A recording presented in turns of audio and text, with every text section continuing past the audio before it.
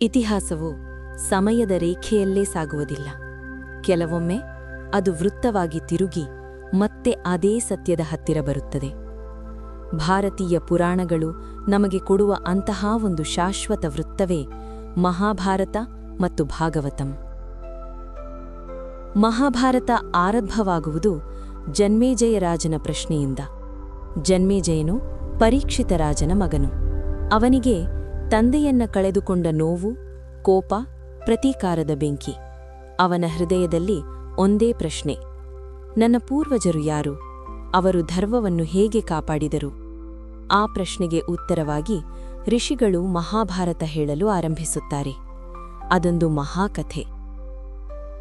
ಮಹಾಭಾರತದಲ್ಲಿ ನಾವು ನೋಡುವುದು ಯುದ್ಧ ಮಾತ್ರವಲ್ಲ, ನಾವು ನೋಡುವುದು ಸಂಬಂಧಗಳ ಗೊಂದಲ, ಆಸೆ, ಅಧಿಕಾರ, ಮೋಸ ಮತ್ತು ಧರ್ಮದ ಪರೀಕ್ಷೆ. ಯುದ್ಧ ಮುಗಿದರೂ, ವಿಜಯ ಬಂದರೂ ಶಾಂತಿ ತಕ್ಷಣ ಬರುವುದಿಲ್ಲ. ಪಾಂಡವರು ಒಬ್ಬೊಬ್ಬರಾಗಿ ಜಗತ್ತಿನ ಬಂಧನವನ್ನು ಬಿಡುತ್ತಾರೆ. ರಾಜ್ಯವನ್ನು ಸ್ವೀಕರಿಸುವವನು ಅಭಿಮನ್ಯುವಿನ ಮಗ ಪರೀಕ್ಷಿತ, ಪಾಂಡವರ ಮೊಮ್ಮಗ. ಅಂದರೆ ಮಹಾಭಾರತದ ಕಥಾತ್ಮಕ ಅಂತ್ಯ ಪರೀಕ್ಷಿತನು ರಾಜನಾಗುವಲ್ಲಿ ಮುಗಿಯುತ್ತದೆ. ಯುದ್ಧದ ಯುಗ ಮುಗಿದು ಶಾಂತಿಯ ಯುಗ ಆರಂಭವಾಗುತ್ತದೆ.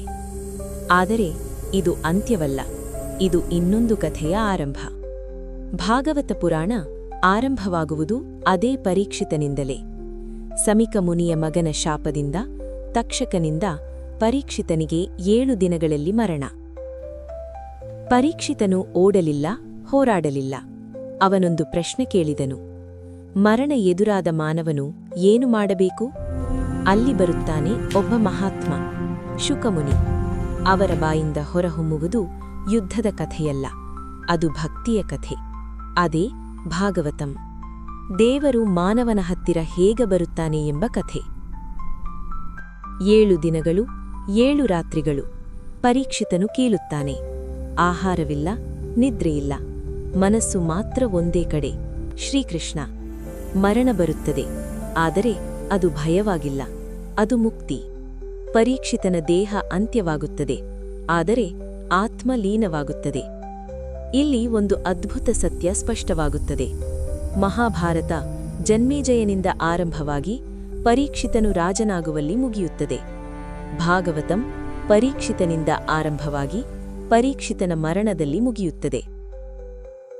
ಒಂದು ಗ್ರಂಥ ಜೀವನದ ಯುದ್ಧವನ್ನು ತೋರಿಸುತ್ತದೆ, ಇನ್ನೊಂದು ಗ್ರಂಥ ಮರಣದ ಉತ್ತರವನ್ನು ಕೊಡುತ್ತದೆ. ಅದಕ್ಕೆ ಈ ಮಾತು ಶಾಶ್ವತ. ಭಾಗವತಂ ಅಂತ್ಯವಾದಲ್ಲಿ ಮಹಾಭಾರತ ಆರಂಭ, ಮಹಾಭಾರತ ಅಂತ್ಯವಾದಲ್ಲಿ ಭಾಗವತಂ ಆರಂಭ. ಇದು ಕಥೆಯ ಅಂತ್ಯವಲ್ಲ, ಇದು ಜೀವನದ ವಲಯ. ನೀವು ಬದುಕುವವರೆಗೆ ಮಹಾಭಾರತ, ನೀವು ಮರಣವನ್ನು ಅರ್ಥಮಾಡಿಕೊಂಡಾಗ ಭಾಗವತಂ.